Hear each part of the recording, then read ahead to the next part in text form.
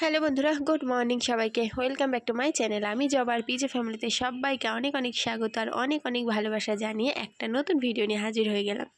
তো আজকে হচ্ছে শুক্রবার আর এখন হচ্ছে 7:15 বাজে।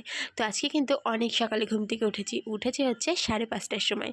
তো স্নান টান সব কাজ হয়ে গেছে। এখন হচ্ছে কি একটু আদা দিয়ে চা করে নিচ্ছি। একটু চাটা খেয়ে তারপরে হচ্ছে রান্নাবান্নায় হাত দেবো। আর আজকে আবার একটু মেয়েকে স্কুলে নিয়ে যেতে হবে, কারণ আজকে স্কুলে ডাক্তার আসবে। তো ডাক্তার দেখাতে হবে, মানে বলে গেল দিদিমণি এসে। তো নিয়ে যাব, আগে রান্নাবান্না কিছুটা করে নিই। সবে তো 7:30 বাজতে গেল।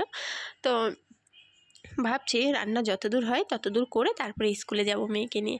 আর এদিকে দেখো চায়ের কালারটা কি সুন্দর হয়েছে না, একদম মানে মানে লাল লাল হয়েছে, কালো হয়নি কিন্তু।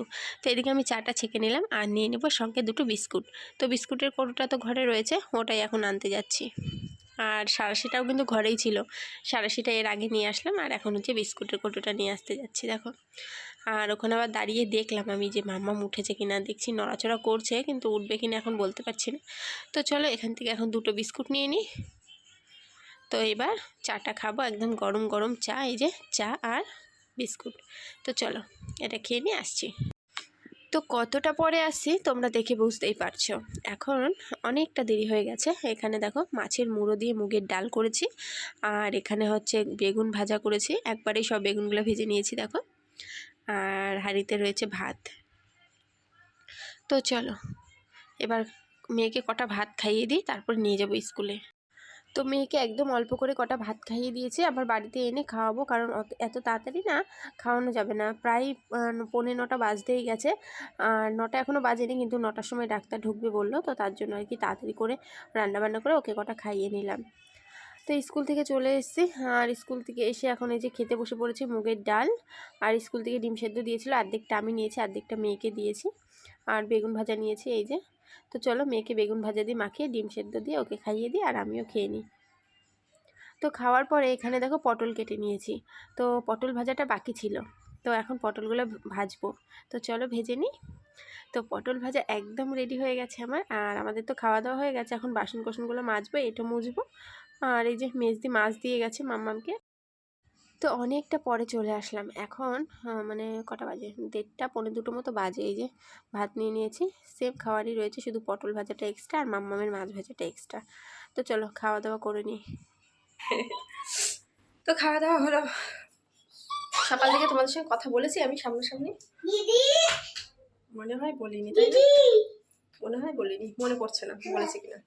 তো খাওয়া দাওয়া করলাম, মেয়েকেও খাইয়ে দিলাম। আর এইদিকে হচ্ছে এই যে এই দেখো ফ্রিজের মধ্যে ভাত আর ডালটা রেখে দিলাম। তোমাদের দাদাভাই আজকে আসতে দেরি হবে, তার জন্য ভাত আর ডালটা আমি হচ্ছে ফ্রিজের মধ্যে ভরে রাখলাম। আর পটল ভাজা আর বেগুন ভাজা ওগুলো তো নষ্ট হবে না, তো ওগুলো তো নষ্ট হবে না, ওগুলো থাকলো বাইরে। আর এইদিকে হচ্ছে মেয়ে খেলা করছে, মেয়েকে এখন ঘুম পাড়িয়ে দেবো। 3টের বেশি বাজে, 3টে মনে হয় 15-15 হয়ে গেছে। তো এইদিকে আমি দেখো এইদিকে বন্ধ করে দিলাম জানলাটা। তো চলো ঘুমিয়ে নিই, আমার ঘুম থেকে উঠে তোমাদের সঙ্গে কথা হবে, ঠিক আছে? তো চলো টাটা। সকালে তোমরাও হাসতে হাসতে পাগল হয়ে যাবে। কি দেখবে, এই দেখো বাবু সর এদিকে একটু, ঠিক করে পড়ো, ঠিক করে পড়ো। হ্যাঁ ওই দেখো তোমাদের দাদা ভাই প্যান্ট পরেছে, দেখেছো?